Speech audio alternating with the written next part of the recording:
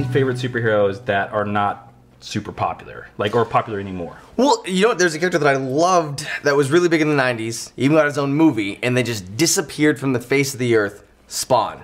I loved Spawn when I was in high school. Yeah. I love that HBO animated series. The animated series was fantastic. Even the video games were good. There was the Super Nintendo game. That was a great side-scroller. There's a really good PlayStation game. Yes. And I remember every time you died, Satan's hand would come up and grab you and pull you to hell. It was great. And, like, he's just a guy that disappeared. Now, I'm against reboots. Like, Spider-Man, didn't need a reboot yet. Like, why can't we get a Spawn reboot? That's a guy that needs it. You want a Spawn reboot. If you go back and watch that 90s film, it doesn't stand the test of time. It's definitely a 90s movie. I like the cape. The cape is. I thought you were talking about the TV show for a second. I'm like, what? The best thing about that movie is that movie was when McFarlane's action figures were crazy, right? Yes. And who was the lead villain in that movie? John Luke. Well, but I was gonna say Martin Sheen as Jason Wynn. Yes. And so they made a Martin Sheen action figure, which I totally bought. So I have a Martin Sheen action figure.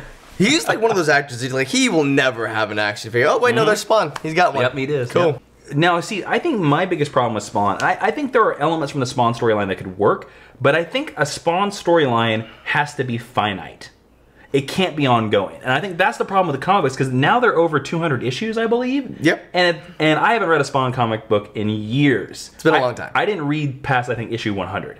I think I got to issue 100, and that event happened. This is a good place to stop. stop. And I was like, I'm just done. I'm okay. Well, Spawn is one of those franchises that gets very fantastical in a weird way, but still very fantastical.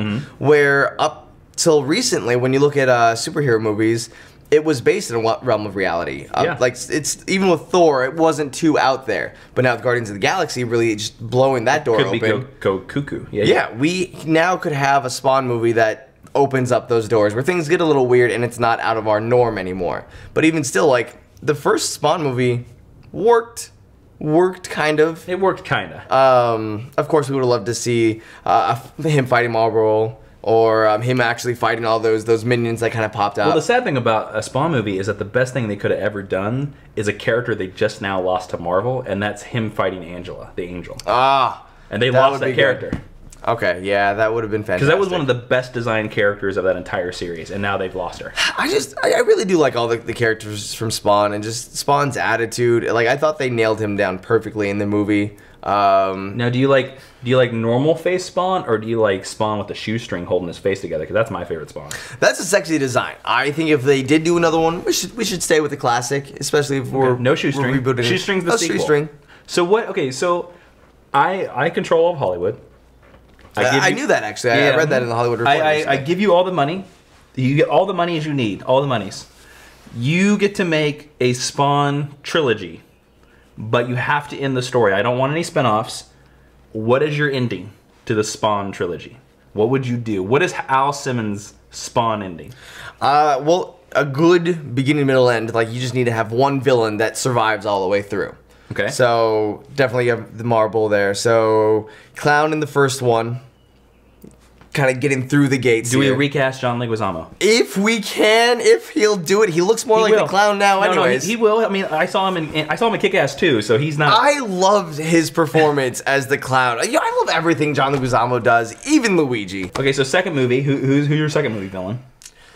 I say we go with multiple villains. Oh, why don't we just throw him back in time somehow, and he goes into like the whole... Well, there is medieval Spawn. Yeah, let's do the medieval Spawn as the second one, so we get sucked back then. Let's confuse the viewers. I'm okay with it. Let's get weird. Guardians can do it, we can do it too. Let's go weird. And then the third one is him making it back to finally take on and defeat Marlboro and his giant armies of hell. Isn't it Malboja? Marlboro. I think I call it Marlboro. It's like the cigarette brand. Yeah. Spawn's ultimate enemy is the Marlboro I'm brand. thinking Marlboro from Final Fantasy. It's Malboja. Wow, you even corrected me once that I kept saying Marlboro. I've been doing that for years. It's because I hate Marlboro from the Final Fantasy games. I would see that Spawn reboot. Spawn versus the Marlboro Man.